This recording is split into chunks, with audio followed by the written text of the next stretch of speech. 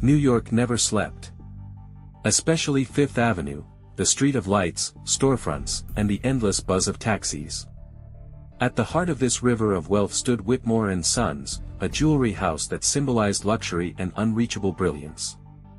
Its golden letters gleamed above the entrance, and diamonds in its windows lured tourists' eyes as strongly as they tempted thieves. On the night of November 12, the city awoke to a sensation. Security cameras recorded an unknown figure dressed as a guard. His movements were precise, almost mechanical. He walked through the corridors as if he knew them by heart, disabled the alarm, and opened the safe as though he had the key. 20 minutes later, he disappeared into the night. By morning, headlines screamed, $50 million in diamonds vanish from Whitmore & Sons. The boldest heist of the decade. But one detail was even more shocking: the alarm never went off. This wasn't a random break-in. It was an operation, executed with military precision. Detective Harold Richmond disliked sensational cases. At 52, he had learned to distinguish flashy headlines from real crimes. But this time, as he was called to the jewelry house, he felt a flicker of excitement. Tall, with tired eyes that had seen everything, from petty thieves to cold-blooded killers, Richmond had a reputation for noticing details others ignored. His colleagues joked he could find a hair on a crime scene after a thunderstorm. "This is a nightmare," muttered the police captain at the entrance. "The cameras show a guard. But none of their men are missing." Richmond silently inspected the scene: an empty safe, perfectly wiped fingerprints, no broken doors. Only one clue remained: a footprint from expensive Italian shoes. He crouched, inhaled faint polish mixed with dust. A tiny detail, but worth noting.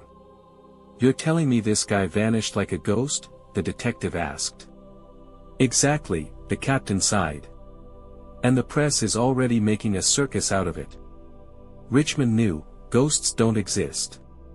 Only people who hide their tracks better than others. The footage was clear: a tall man in a guard's uniform entered the vault, worked the safe, filled his bag with jewels, and left. No panic, no rush. Calm, as if he had done it 100 times before. Richmond replayed the video dozens of times. The posture bothered him. Too confident. Not a petty thief, someone with inside knowledge, maybe even trained. But the strangest thing was the uniform. Whitmore & Sons had only 6 guards. All were present, all had airtight alibis. One was even hospitalized with a broken leg. So, either someone copied the uniform perfectly, Richmond thought, or there's a traitor inside. He ordered a list of everyone with access to the building's plans and asked to trace uniform suppliers. The first lead was forming. Back at police headquarters, the owner of Whitmore & Sons was waiting, Arthur Whitmore. An elderly man with a white cane and a neat beard, he looked exhausted but dignified. His eyes burned with both fear and anger. "Detective, you must recover my diamonds," he began without greeting. "They are my family's legacy. My great-grandfather owned them. Now they're gone." Beside him stood his daughter, Eliza. Unlike her father, she seemed calm. In her early 30s, with hair tied in a strict bun and a conservative suit, she showed no signs of panic, only caution. "Father," she said gently, touching his arm, "the police will do their job." Richmond observed them. 2 people who had just lost millions, one devastated, the other nearly indifferent. "Ms. Whitmore, you manage the company's finances, correct?" "Yes," she replied evenly. "I know what you're thinking. But neither my father nor I could benefit from this." The detective didn't answer. Everyone said the same. And often, those who denied it most strongly had the most to hide. The crime scene revealed little. Every fingerprint had been wiped, even from door handles and the safe. Not a coincidence, the work of a methodical thief. Only one clue remained, a footprint, perfectly outlined on the polished floor. Forensics confirmed it was from Baldini Italian shoes, luxury footwear worn by executives and lawyers, not common burglars. Maybe he just stole them from someone rich, an officer suggested. Or wanted us to think so, Richmond murmured. It felt theatrical, expensive shoes, a flawless disguise, erased prints. As if the thief wanted to leave elegant clues to distract from the truth. Richmond requested purchase records from boutiques selling Baldini in New York. Tedious work, but sometimes small details cracked big cases. 3 fruitless days passed. The press thrived on speculation, and Richmond's superiors grew impatient. Then came an anonymous call. The voice was distorted but the words were sharp, "Look among those who knew the ventilation system. Otherwise, you'll never find the diamonds." The line went dead. No explanations. But Richmond now had a thread to pull. He dug into archives. Who had designed the jewelry house's renovation after a fire 10 years ago? The answer appeared quickly, a French architect named Michael Duval. The call stirred Richmond's memory. 5 years earlier in Chicago, a collection of rare rubies vanished. The thief was also invisible, caught on camera in staff uniform, disappearing without a trace. The case had gone cold. Richmond reopened the files. One detail jumped out: the contractor who worked on that building's ventilation system was also Michael Duval. 2 heists, different cities, one man with inside knowledge. Duval was no coincidence. Richmond weighed the suspects carefully. Eliza Whitmore, the daughter, financial manager. She seemed unervingly calm. A background check revealed debts from failed investments, millions in the red. Jack Holloway, head of security.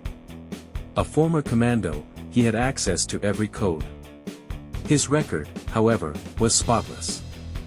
Michael Duval, the architect. He designed the building and vanished on the very day of the robbery. All signs pointed to Duval. Yet Eliza's icy demeanor gnawed at Richmond.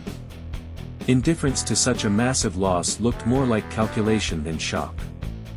Richmond weighed the suspects carefully.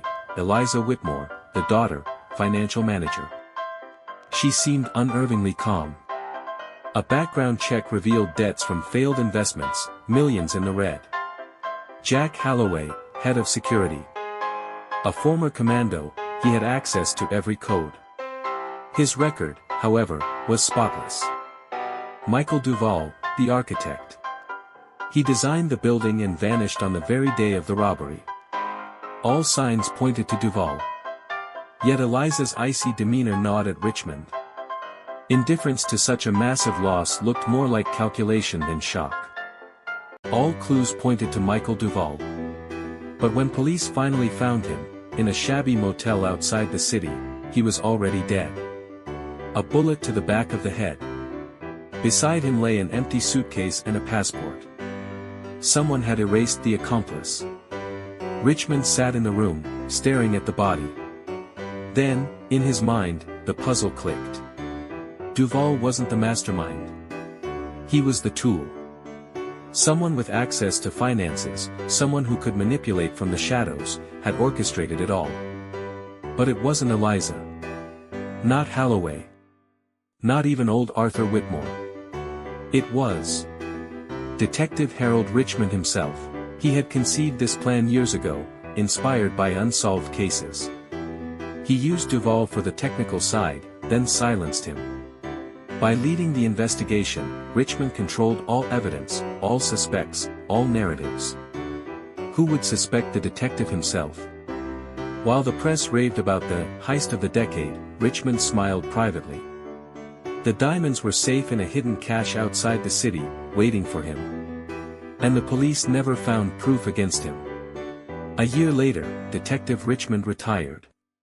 Officially, it was age and fatigue. In truth, it was freedom. Colleagues often reminisced, if not for Richmond, we'd have never found even a trace in the Fifth Avenue case. They never guessed the truth: the invisible thief was the man who led the investigation.